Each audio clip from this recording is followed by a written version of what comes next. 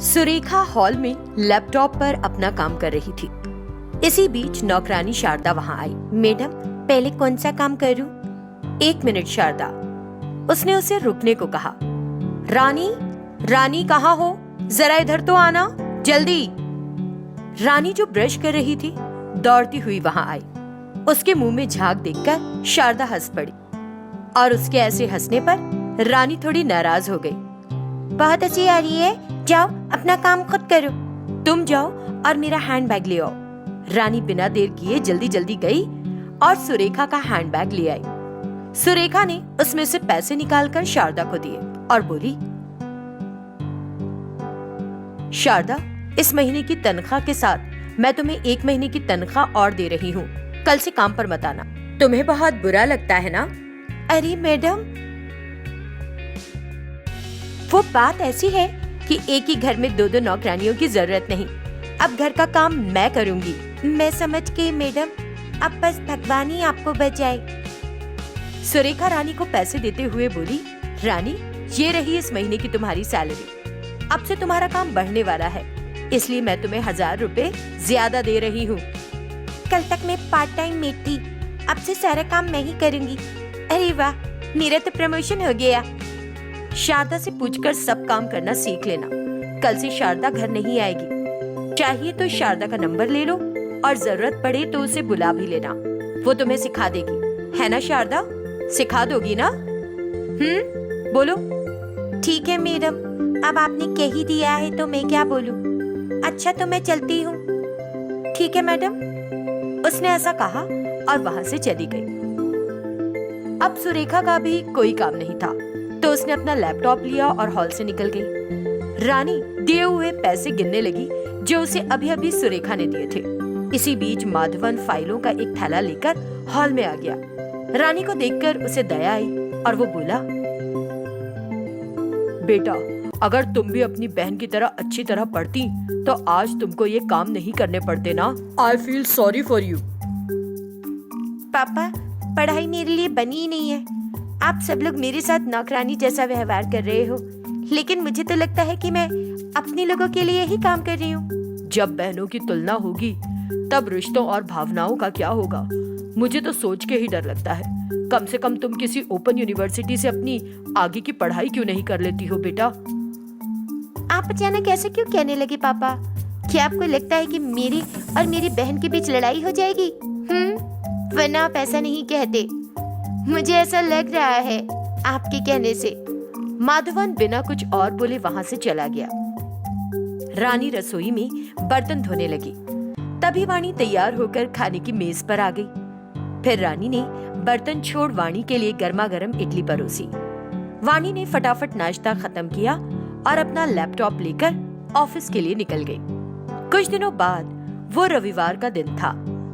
वाणी घर पर ही थी और अभी तक जागी नहीं थी। माधवन बाहर गया हुआ था और सुरेखा सोफे पर बैठी अखबार पढ़ रही थी। रानी उसके लिए कॉफी लाई और सुरेखा कॉफी की चुस्की लेने लगी। रानी, जाओ और अपनी बहन को जगा दो। जाते समय उसके लिए कॉफी भी लेते जाना। ठीक है माँ, उसने ऐसा कहा और रसोई में जाकर कॉफी बना ली। फिर वो वाणी के कमरे में जाने लगी। देखा तो वाणी बिस्तर पर अभी भी लेटी हुई थी। रानी को आता देख वाणी उठकर बैठ गई। क्या तुम गुड मॉर्निंग बोलना नहीं जानती? इतना तो तुमने सीखा ही होगा ना। आज संडे है और तुम्हें पता है कि संडे को मैं देर से उठती हूँ, तो फिर तुम क्यों चली आई मेरे कमरे में इस तरह? माँ ने मुझे कहा तुमको जगाने के लिए। क्यों? सुबह सुबह उठकर तुम्हारा अंगूठा छाप चेहरा दिखलाना है क्या? रानी का चेहरा फक पड़ गया और उसने बिना कुछ बोले वाणी की तरफ कॉफी बढ़ा दी। वाणी को कॉफी पसंद नहीं आई और उसने वो कॉफी रानी के चेहरे पर फेंक दी। रानी ने कभी नहीं सोचा था कि वाणी ऐसा भी कर सकती है।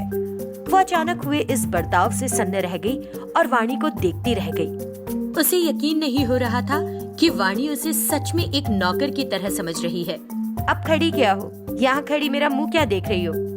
इसके बाद रानी हॉल में आई। रानी के चेहरे पर कॉफी के दाग देखकर सुरेखा ने पूछा,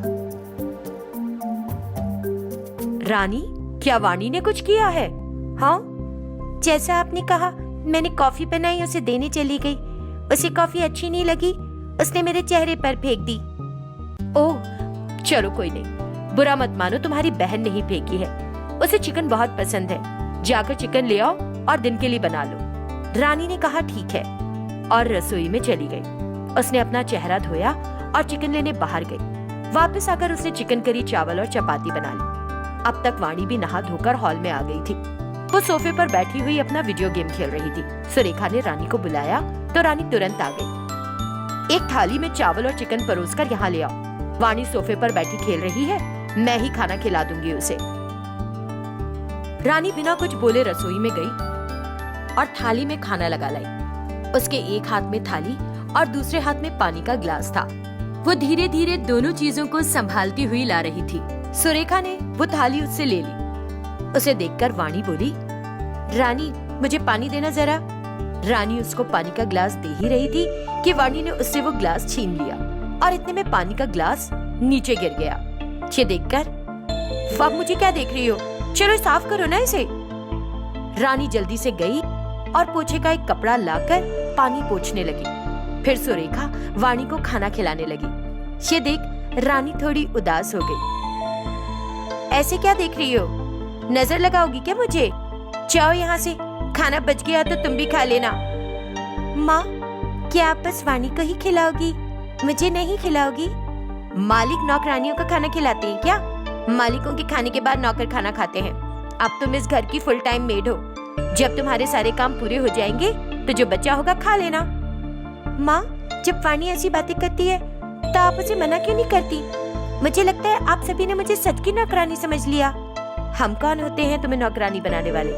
जब शारदा ने काम छोड़ा तो तुमने खुद ही उसका सारा काम अपने हाथ में ले लिया। ये तो तुम्हारा खुद का फैसला है, लेकिन शायद गलती हमारी ही है। चलो अब जाओ और अपने लिए खाना परोस कर ले आओ। रानी गुस्से में रसोई में गई और एक चम्मच को आग में तपाने लगी।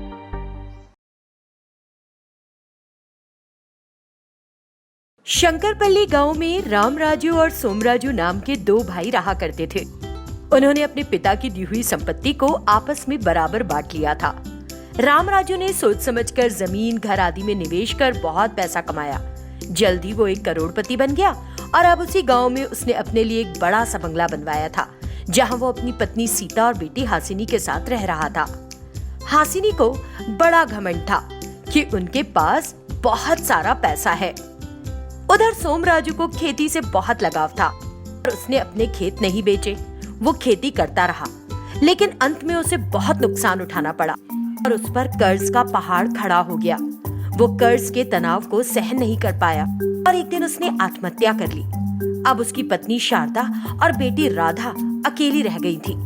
कुछ दिनों बाद शारदा ने मजदूरी का काम करना शुरू कर दिया, लेकिन अत्यधिक थकान से शारदा भी बीमार हो गई और बिस्तर पर पड़ गई। अब सारी जिम्मेदारी राधा पर आ गई थी। माँ के सही इलाज के लिए उसे बड़ी रकम चाहिए थी, तो उसने अपने चाचा के परिवार से मदद लेने की सोची और उनके घर गई। चाचा जी नमस्ते। कैसी हो बेटी, अचानक कैसे आना हुआ? चाचा जी, माँ की तबीयत ठीक नहीं है। डॉक्टर ने कहा है कि ऑपरेशन करना होगा, तभी माँ ठीक हो पाएगी। कितना पैसा लगेगा बेटी? 5 लाख के करीब। बेटा, ये संपत्ति और पैसा मेरा नहीं रहा। मैंने सब कुछ तुम्हारी बहन हासिनी के नाम पर कर दिया है। अगर तुमको पैसे की मदद चाहिए तो अपनी बहन हासिनी से बात कर लो। उसने ऐसा कहा और चला गया। राधा ने हासिनी से जरूरत की रकम मांगी तो वो बोली, देखो दीदी, अगर मैं तुम्हें पैसे दूंगी तो तुमको वो पैसे लौटाने होंगे। उसके बदले में क्या गिरवी रखोगी तुम मेरे पास? मेरे पास क्या है बहन, पैसों के बदले मैं तुम्हें अपनी जिंदगी ही दे सकती हूँ बस।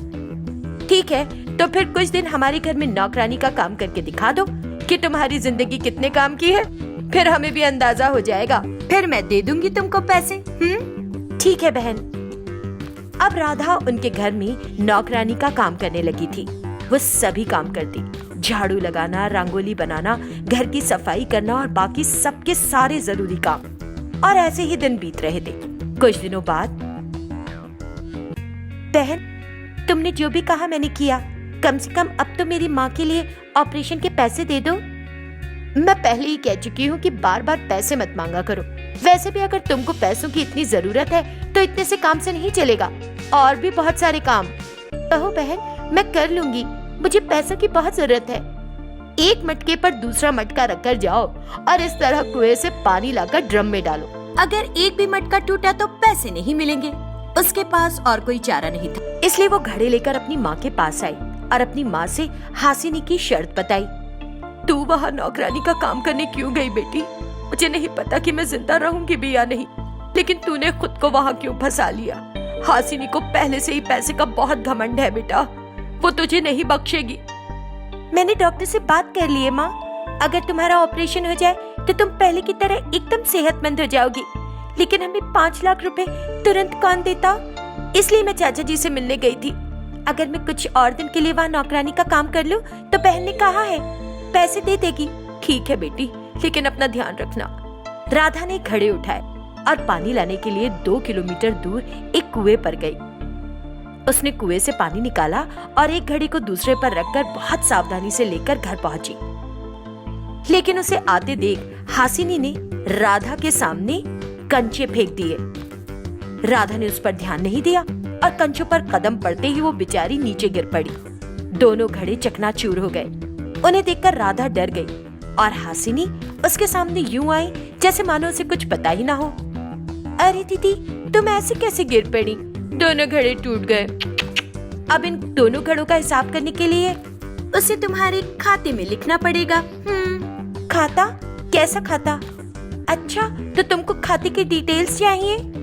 मुझे पैसों की जरूरत है बहन, अगर तुम जल्दी दे दो तो मैं भी जल्दी से माँ का ऑपरेशन करवा लूंगी। कहीं उनके इलाज में देरी से कुछ अनर्थ ना हो जाए। मैंने कहा है ना कि मैं दे दूंगी, बार बार पूछकर मुझे परेशान मत किया करो। किचन में धोने के लिए बहुत सारे बर्तन पड़े हैं, जाओ जाकर उन्हें साफ करो। और हाँ, रसोई के बाहर धोना। मैं उन्हें रसोई में ही धो लूंगी बहन। तो फिर अपनी माँ का ऑपरेशन भी घर में ही कर लो, पैसे की बर्बादी क्यों करनी है?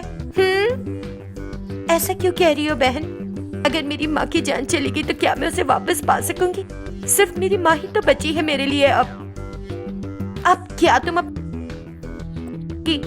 अगर अब एक और भी शब्द अपनी माँ के बारे में बोला तो खबरदार। जब देखो माँ माँ, हर किसी की एक ही माँ होती है। राधा कुछ नहीं बोली और रसोई में चली गई। उसने सारे झूठे बर्तन एक टब में रखे और बाहर के नल के पास ले आई। वो वहीं बैठ गई और बर्तन धोने लगी। घिस घिस के जोर का हाथ लगा के चमकाओ। राधा बिना कुछ बोले बर्तन धोती रही और बाद में उसने वो बर्तन लाकर रसोई में वापस रख दिए। फिर उसने गंदे कपड़े लिए और बाहर नल पर ही उनको भी धोने लगी। धोते धोते उससे 2-3 पुरानी साड़ियां फट गईं। उन फटी साड़ियों को देखकर हासिनी बोली, तो ये भी तुम्हारे खाते में लिख देती हूँ। हाँ। राधा बिना कुछ बोले अपना काम करती रही। आखिर 1 घंटे बाद हासिनी पैसे लेकर आई और राधा को दिए। पैसे लेकर राधा तेजी से अपने घर की ओर भागी। उसने अपनी माँ को बिस्तर पर लेटे हुए देखा तो वो बड़ी खुश थी कि अब उसकी माँ का ऑपरेशन हो जाएगा और फिर वो बिल्कुल ठीक हो जाएगी। लेकिन वो नहीं जानती थी कि उसकी माँ पहले ही मर चुकी है। चलो अस्पताल चलते हैं माँ, बहन हासिनी ने ऑपरेशन के पैसे दे दिए हैं, चलो उठो। उसने अपनी माँ को देखा जो बिना किसी हरकत के पड़ी हुई थी। राधा उसके पास गई तो उसे पता चला कि अब उसकी माँ इस दुनिया में नहीं रही। वो बिलक बिलक कर रोने लगी। माँ, तुम मुझे अनाथ बनाकर छोड़ गई। अब क्या मुझे अपनी पूरी जिंदगी एक नौकरानी की तरह ही गुजारनी होगी? हे भगवान, ये तूने क्या किया मेरे साथ? ऐसे ही रोते हुए राधा अपनी माँ के शव को एक धक्का गाड़ी पर लादकर शमशान घाट ले जाने लगी। कोई भी उसकी मदद के लिए आगे नहीं आया। उसने अपनी माँ का अंतिम संस्कार किया और फिर वो हमेशा के लिए हासिनी के घर में बिना वेतन नौकरानी का काम करती ही रही।